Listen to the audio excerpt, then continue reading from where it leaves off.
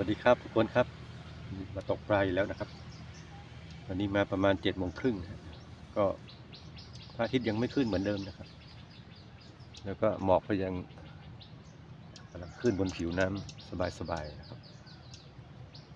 ตื่นเช้าทานกาแฟแล้วไม่รู้จะทำอะไรก็นั่งตกปลาสักชั่วโมง2 ชั่วโมงนะเราก็อัดคลิปมาฝากกันนะครับ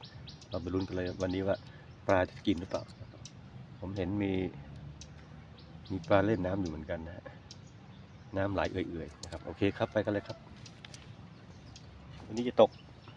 3 คันแต่ว่าตกแบบ2 ตะขอนะครับไม่ได้ตกแบบตะก้อนะครับ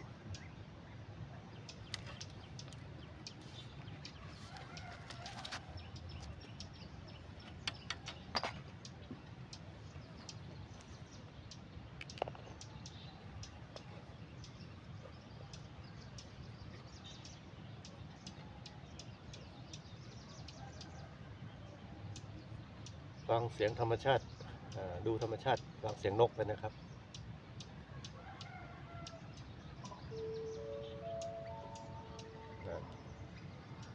เสียงตามสายมาซะแล้ว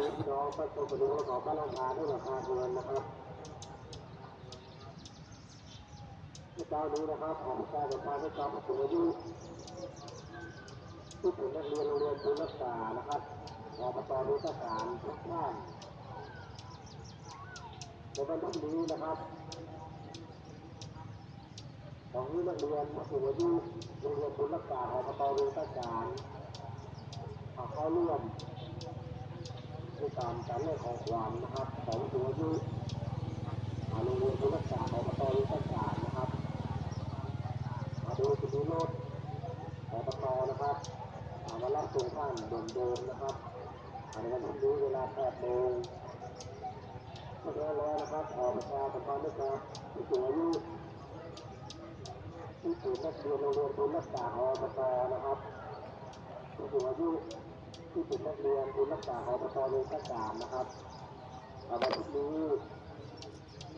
จะได้มีการเล่าของขวัญนะครับของนักเรียนผู้สูงอายุนะครับเพราะฉะนั้นแล้วในวันนี้จะมีรถรับส่งเหมือนเดิมนะครับเวลา8 โมงเพราะฉะนั้นแล้วนะครับของผู้สูงอายุทุกท่านนะครับผู้สูงอายุที่เป็นเรียนรู้การทุกท่านเตรียมของขวัญไปแรกนะครับอย่างน้อย100 บาทขึ้นไปนะครับสำหรับมูลค่าของขวัญที่ไปแรกในวันนี้นะครับมูลค่าประมาณ100 บาทขึ้นไปนะครับที่เราขอแจ้งนะครับผู้สูงอายุโรงเรียนรู้รักษาและสร้างประสานมิตรนะครับรุนเสียงกระดิ่งนะครับแล้วก็สำหรับเรื่องนี้นะครับประชาสัมพันธ์ลูกศิษย์คณะกรรมการวัดโพธิ์สมุทรทุกท่านคณะกรรมการวัดโพธิ์สมุทรทุกท่านนะครับวันนี้นะครับเวลา9 โมงเช้านะครับขอเรียนเชิญคณะกรรมการวัดโพธิ์สมุทรนะครับเข้าร่วมประชุมนะครับเพื่อที่จะหารือเกี่ยวกับการปรับปรุงการร่วมประเทศเหนือนะครับโดยเครื่องจักรของอบจนะครับอาจจะได้ทำการลงปรับปรุงเพราะฉะนั้นแล้วนะครับถึงข้างในแล้วของที่คณะกรรมการและผู้สมุทรนะครับทุกท่านเวลา9 โมงนะครับประชุมกับผู้รับผู้สมุทรเลยนะครับ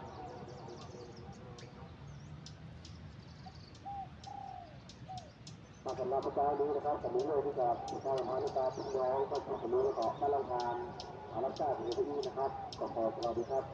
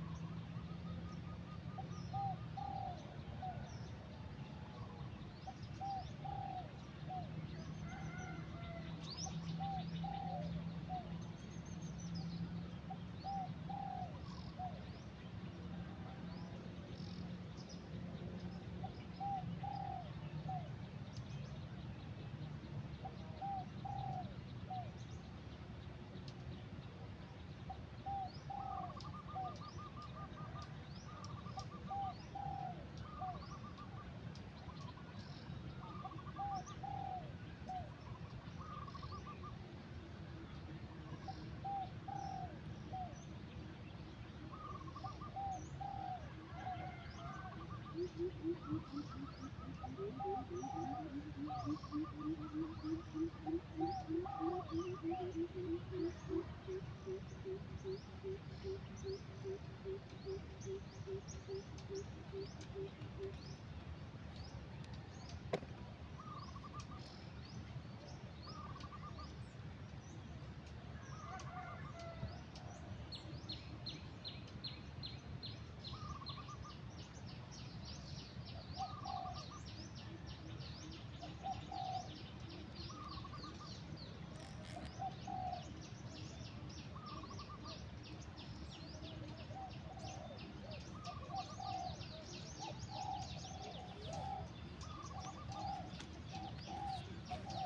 มื่อกี้มีอาการคันนี้แรงเหมือนกันนะแต่แปลกใจว่าทำไมมันไม่ติดเหยื่อหมดหรือเปล่า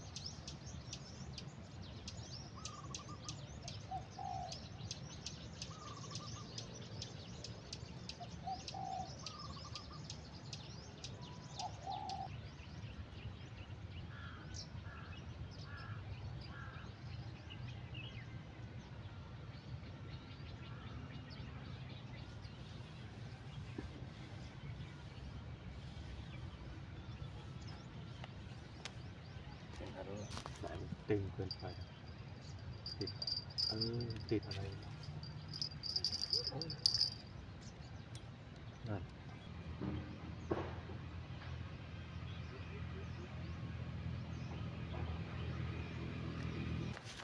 โอเคครับขอบคุณครับที่แวะมาเป็นเพื่อนกันนะครับวันนี้ก็ยังไม่ได้ตัวเดี๋ยวกลับมาแก้มือใหม่ครับขอบคุณครับโชคดีครับบ๊ายบาย